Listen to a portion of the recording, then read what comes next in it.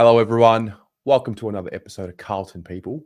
Today, I've got Josh. I actually bumped into Josh at the club the other day, and Yep. we had a conversation. We said, you know Yep. what? Let's do a Carlton People episode. Mate, here we are. Mate, thanks for having me on. Appreciate it. Nah, it's a pleasure. Hey, I want to know your story. Tell me, how'd you become a Carlton man? So I feel like it's the same with everyone, to be honest. Like a parent or someone in someone else's life, drifts you towards a certain footy club. And for me, that was Carlton. My dad, he was a massive Carlton man back in the 70s, 80s and 90s. And even before I was born, so straight out of the womb, I was a diehard Carlton supporter. But it's weird because he didn't really push it on me too much because I have three other siblings and they don't really care as much as I do. Like, they don't take the effort out to go to the games and, just yell and scream at the TV when I can't make it to the ground. So, yes, I'd say that my passion sort of makes up for all my siblings, I'd say. Yeah, right. Do you remember, how old are you now? 17. Oh, wow. You're like new gen Yeah. Carlton. Yeah. Haven't experienced much success, sadly, but hopefully with the squad we have now, it'll put us in good stead for years to come, hopefully. Yeah, man. Yeah. So what's your starting point of your memory? Like, what do you remember at the beginning of your life? Yeah, it's a weird one because I think it was around 2012, 2013, those types of eras. We had the likes of Tommy Bell and the Three Amigos. We started Juddy running around, and at the time, it was like an exciting time for the club, But I think after Bratton got the sack and all of that drama happened, it sort of, stuffed it a little bit.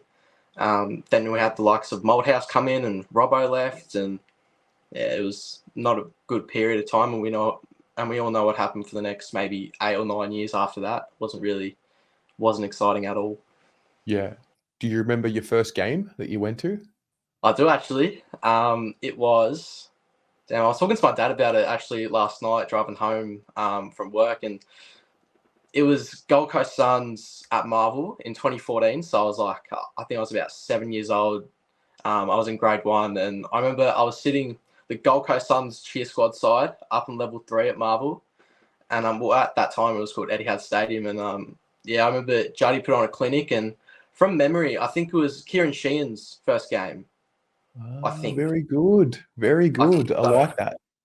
Yeah, so I remember Tommy Bell had a day out as well. But it was good to experience that, and I was one of those kids from maybe the age of 7 to 10. I used to cry every time Carlton would lose. Like, I was one of those kids, and I remember like Dad took me to a game against St Kilda in like 2016. We were sitting in the Saints cheer squad for some reason, and I remember we got absolutely smacked. And then all I remember is just like tears coming out of my eyes walking out of Etihad Stadium, and it was not good. So I was basically crying every weekend watching the Blues play from maybe grade 1 to grade 6. Wow. I reckon there's a lot of people that are watching this wondering what I'm about to ask you, and that is, I mean, for a lot of people who are supporters, they grew up with a great Carlton. Why'd you stick around? Like, what was it that had you being loyal? I mean, you could kind of understand people older than you and even older than me who were sort of born into a really good era. Like, what? And I mean, younger generation, it's hard to get people to latch onto something that gives you so much sadness. But like, what made you stay loyal? I think it was sort of just my love for the footy club. It's the only thing I've ever really known since the age of 5, and haven't grown up with many Carlton fans, so I haven't really had a lot of people to bond with. But I guess I don't know, just watching people like you and just having someone to relate to, and I think I reckon my dad was a big factor in that as well, keeping me loyal. And because I remember there was a point in time, I think it was like 2014. For some reason, I loved Port Adelaide. I think it might have just been like their colours, but I remember I used to love Chatty Wingard, and I remember the 2014 prelim that they lost to Hawthorn. I was staying at my grandma's place, and I nearly ended up crying. But then a couple of days later, I'm like, mate, you're a Carlton supporter. Why are you getting sad about other teams losing prelims? And But I reckon after that was sort of like the end of my Port Adelaide phase, and ever since then it's just been all Carlton. Yeah. Do you go to many games with dad, or what's your game day routine? Look, I get pretty verbal at the footy. I get pretty vocal, so I don't like dad seeing that part of me, to be honest. Yeah, I'm one of those fans that I'll do anything to get the boys over the line, and I get pretty verbal. I've been told off a few times. Mum and dad are gonna be watching this as well, so sorry, but but no, I'll do anything to get the boys over the line, and I try and go to maybe, I think last year, I went to maybe 14 games, including finals. Yeah. So but I think this year I try and go to like as many games as I can in Melbourne, like home or away games. I just love going to the footy and love the atmosphere, and it's weird because you form like relationships and friendships with people like you don't even know, but like at the end of the day, like you have a certain love for a certain footy team, like you have in common with that bloke. Like after the semi-final, like while we were walking down, like I was just hugging strangers, and it was it was elite. It was something I'll never forget, I reckon.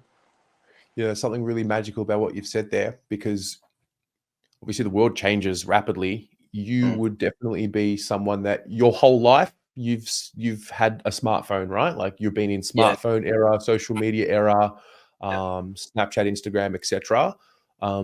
So you don't have a perception of before social media, right? Yeah. But what you just said there is something that has been a constant from the very beginning of time, whether we had technology or no technology. Like you go to the footy, you meet strangers, you have that common love and that common bond, and it's real life. It's not on screen. It's real. So it's really cool to hear you talk like that. Yeah, that's good. What do you think of? Because like I have a very similar. I mean, I was in a generation like on either side of the iPhone, right? So I still remember before social media really took off, or before we had a smartphone in our everyday life. Like, what is your perception of what footy and life used to be like before social media? Like, what, if anything, comes to mind? Oh, to be honest, I don't remember much, to be honest. I mean, I was born in 07, and I think social media really became a thing like maybe 2013, 14, maybe. I'm not too sure, but I don't remember too much. But I remember dad having like one of those like flip phones. Like those are the only thing, to be honest. And but I can't really answer that. That's crazy. No, that is the exact answer that I was kind of looking for. So your first memory of first bit of technology is the flip phone, right? So if you had to ask me that question, I would have probably said the black and white TV, or like the TV where you'd go and you'd like tune it on the TV. Like that for me was like first era of like old technology for me. I just find it so fascinating how that changes as we speak to different people who were born in different times. And obviously, like for you, when you started becoming a mad footy fan, like you've always had social media, like to watch highlights or, content creators and whatnot. So it's such a different experience for the different generations, but no matter what, we all have that same love and passion in the real world, and we can connect with each other that way. Yeah, we do, for sure. So you showed me this really cool collection of Guernseys that you've got. Yeah. Can you run me through how that began for you? Is it a passion? Like you got a really good collection. I can see a couple of that behind you, but yeah. Yeah. No, I think like early last year I was watching, I don't know if you know Andy Munro. Yeah. He's he goes on TikTok, he collects like soccer jerseys, AFL jerseys, like all that stuff. And I saw he went live on TikTok one time, and if you ever watched his lives, there's like a massive wall of just AFL jerseys behind him, man. It sort of just clicked on me. I was like, you know what, I should start doing this. Like, I'd have a different jersey to wear to every game if that was the case. So I think I built up a pretty big collection now. I think about maybe 17, 18 jerseys. So, and I don't really plan on stopping anytime soon. So, yeah. You shouldn't. We had this chat the other day when I saw you at the club, and we're talking about the blue out Guernsey. we got to get you one. We've got to For find one sure. for you. If anyone watching this has a Blue Out Guernsey, yeah, hit me up for sure. I'll put in a bid. Yeah. I remember when it happened and it came out, we weren't the best team, but I remember the Guernsey being really cool, but I don't think we realized how cool it was in the moment. And it's always funny when something's in the past, how much you appreciate it more. But do you reckon they'll ever bring it back? I hope so. There's a couple of jerseys that I really hope they bring back. I hope they bring back the M jumper. I would love to see that back. I reckon, yeah, with the new like Carlton emblem, and yeah, it'll look so much better with like the light blue. And the Blue Out Guernsey is interesting because I think we only wore it for like one game. It was against the Bombers. The one thing I remember from that game was Mark Murphy put on an absolute clinic, the banana from the boundary. And I remember I was at my nan's place and my whole mum's side of the family is all Essendon supporters. So I was watching that with my nan and pop, and yeah, I was just going berserk. It was good as. Special, man. Special times. Really. What about this group now? Like, do you latch on to like individual players, or are you like, and if you do, who are your favorites? I wouldn't say I latch on to players, but obviously like my favorites like Adam Sard and all those types of people. I think one of the first players that I ever knew was Dennis Armfield. Big Dennis. For some reason, because I think like maybe when I was younger, Dad was yelling at the TV like Armfield something, and it was just the only like piece of Carlton that I knew from when I was about 5. So yeah, I think that's why I sort of like latched onto Armfield because he was sort of like the first player I ever really knew, to be honest. Dennis was. I didn't think too much of him at the start, and then I don't know exactly when it happened, but at some point in the 2010s, maybe like the 13, 14, 15-ish, he just became like a real cult hero for us. Yeah, he's a bit of an icon now around the club. Yeah. No, I love him. Yeah. Also, Bryce Gibbs. Used to love Gibbsy growing up. Sad he went to Adelaide at the end of his career, but yeah, and also me and Mum love Eddie Betts. Yeah. How can you not? Yeah, Special man. Yeah, exactly. Yeah. So of the guys you watch now, probably more so, let's just say like the real young ones, who of the team right now do you think is going to be like real special, maybe a little underrated right now, hasn't really hit their straps, but which of those young guys coming through that you think are going to be big parts of the future? Lockie Fogarty. Oh, yeah. Lockie Fogarty for sure. I reckon once he gets a game, Jackson Binns and Ashton Moyer. Yep. That'll be, I reckon once a lot of like the older guys retire, that's if they're even still at the club at that point. But yeah, I reckon if Ashton Moyer and Jackson Binns stick around, they'll be a part of like the next generation of Carlton players. So, which is exciting. Like, it's really exciting. Yeah. What do you make of this group? You believe in them? Oh, for sure. I reckon, yeah, our premiership window, I was actually thinking about it last night. Our premiership window is for sure within the next 4 years, because we're still a young side. Like, I think our average age is like 26, 27. So we're not the oldest going around anymore, but we're like not the youngest. So I think we're like in that perfect spot. Like, we're in our prime, this group. I think so too. I think we've just opened the door. Sure. Hopefully we're about to experience not the great old days, but the great new days, you know? Yeah. I'm sure Dad would have passed down plenty of stories about the club and how it used to be. Yeah, I think he told me once, which actually pissed me off a little bit. It was like, because last year I was 16, and I think he told me, mate, when I was your age, I would have seen like maybe 3 or 4 flags already, and I'm like, mate, I've seen like 3, 4 wooden spoons. Like, it's not fair. It's not fair. Like, I've seen us kicked out of the finals by the scummy Magpies. I've seen us finish bottom of the ladder in 15 and 18, and go through about 3, 4 coaches, and yeah, it's been rough. I'm on like the opposite end of what my old man experienced when he was a kid. That's wild. 3, 4 flags at the same age and 3, 4 spoons at the same age. It's hard,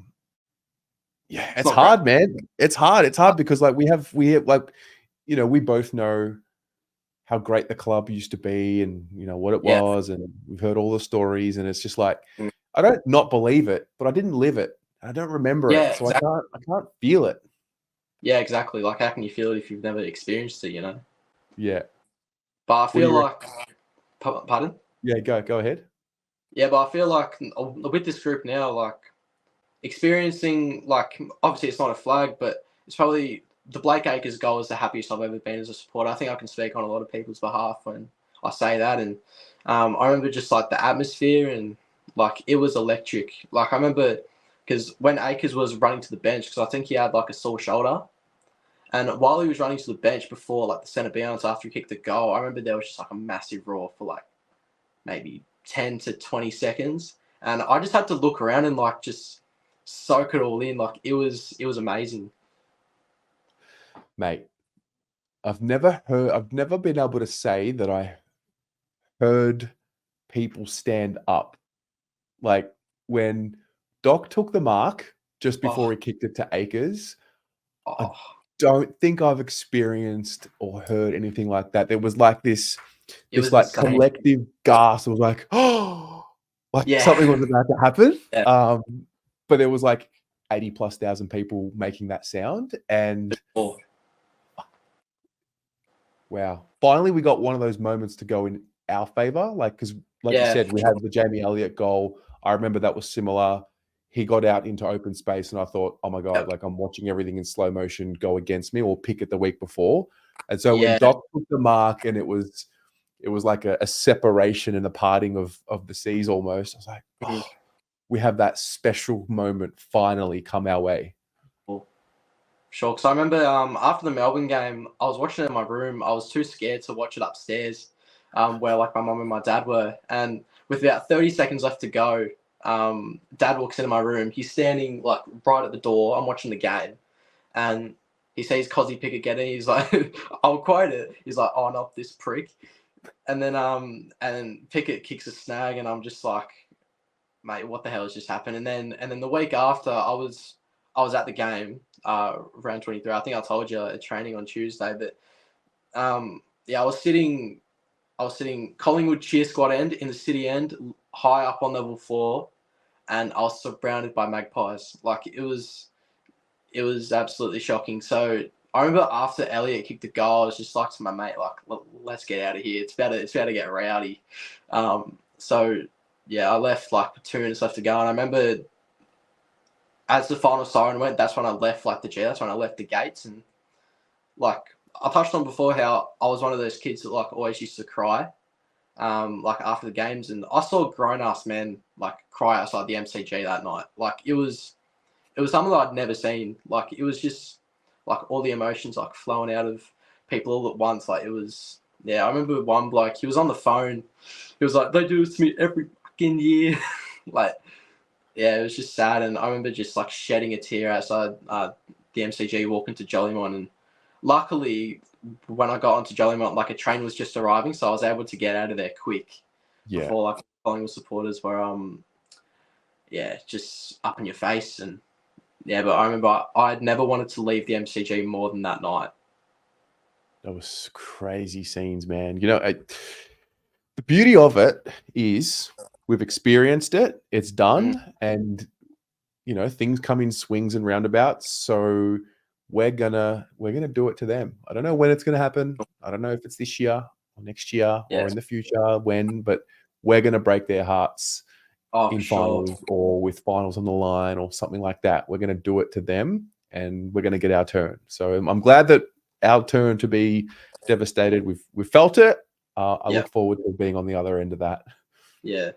I mean, they've done it to us a few times. Yeah. Obviously, Dave lost this year, and I was sad enough to be at that game as well. I was right behind that on level 4, and for some reason, I was sitting in the bloody Collingwood members area. So every time that Collingwood have done something like bad to us, I've been sitting in their members area. So it hasn't been great. We've got to fix that, mate. For sure. For sure. Yeah. Yeah. All right. Last question before I let you go. Yep. Which year do the boys lift up the cup? 2025. Ooh, 30 years 2025. on. I think it's just a year that really sticks out to me for some reason. I don't know why, but I feel like, 2025 will be the year of Carlton. All right. Amazing. Well, I look forward to it, man. Sure. Hey, it's been a good chat. I appreciate it. It was good to bump into you the other day, and thanks for Uh, setting aside some time and having a chat with me. Nah, all good, man. Anytime. Go Blues. Go Blues.